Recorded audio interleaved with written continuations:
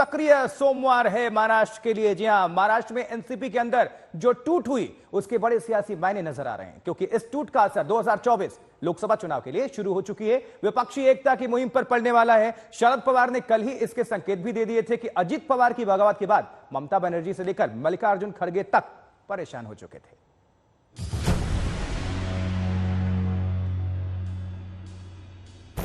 तसेच कोराच्याही विषयी कदम करतो की महाराष्ट्र राज्याचा मंत्री म्हणून महाराष्ट्र की सत्ता के दो सिरों को जोड़कर 3 साल तक कांग्रेस ने जिस सियासी रथ की सवारी की, उसकी कमान अब बीजेपी के हाथ में है। एनसीपी और शिवसेना के टुकड़ों को जोड़कर बीजेपी ने सत्ता के सफर का जो फॉर्मूला इजाद किया है, उसे लेकर देवेंद्र फडणवीस को महाचाणक्य घोषित कर दिया गया।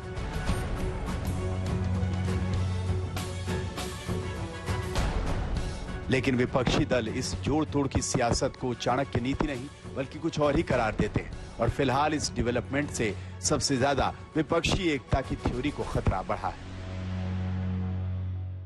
ममता बॅनर्जींचा फोन आला, काँग्रेसचे नेते खडसे अध्यक्ष त्यांच्याकडे माहिती मिळाली, आणखी अनेक पक्षाचे नेते आज या देशामध्ये एक पर्यायी शक्ती उभी करावी याची आवश्यकता आहे असं म्हणणारे या सगळ्यांची ही भूमिका आहे।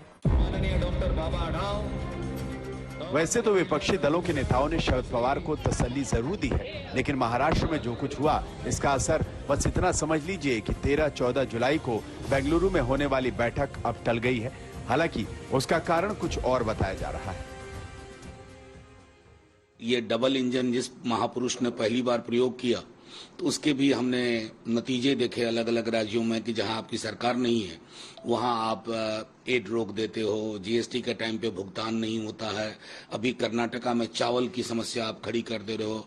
तो ये राजतंत्र नहीं है कि आप डबल ट्रिपल कर।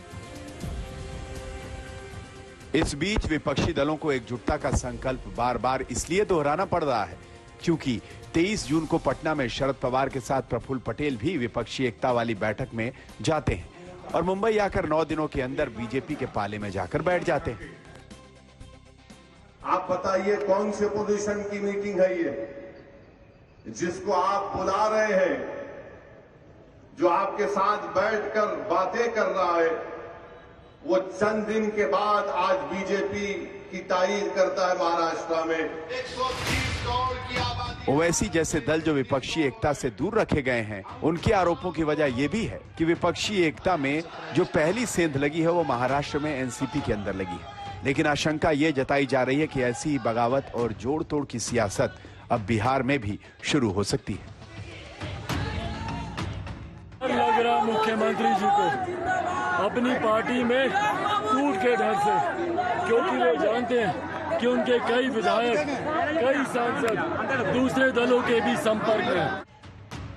बिहार में 10 जुलाई को विधानसभा का मानसून सत्र शुरू हो रहा है। 24 जुलाई तक चलने वाले इस सत्र के बाद माना जा रहा है कि दोनों तरफ एक्शन शुरू हो सकता है। विपक्षी एकता की अगली बैठक भी हो सकती है और उस एकता में सेंध की कोशिश भी। कहने के लिए तो कुछ भी कहा जा सकता है ना भाई, अब किसके मुंह पर जाप लगा हुआ है? कोई कह रहा है तो कहेगा ही, उसको कहने का एक मौका मिल गया है। लेकिन ऐसा लग नहीं रहा है, हर जगह एक ही जो है दाव चल जाएगा, सफल हो जाएगा, ऐसा होता नहीं है।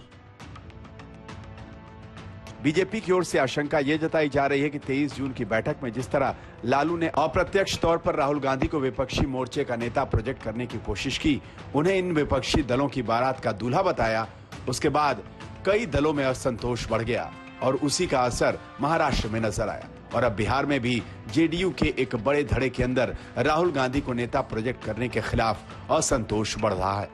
सुशील मोदी ने दावा किया है कि नीतीश कुमार जेडीयू में टूट के डर से ही एक विधायक से निजी तौर पर मुलाकात कर रहे हैं। मुंबई में साहिल जोशी के साथ आज तक ब्यूरो।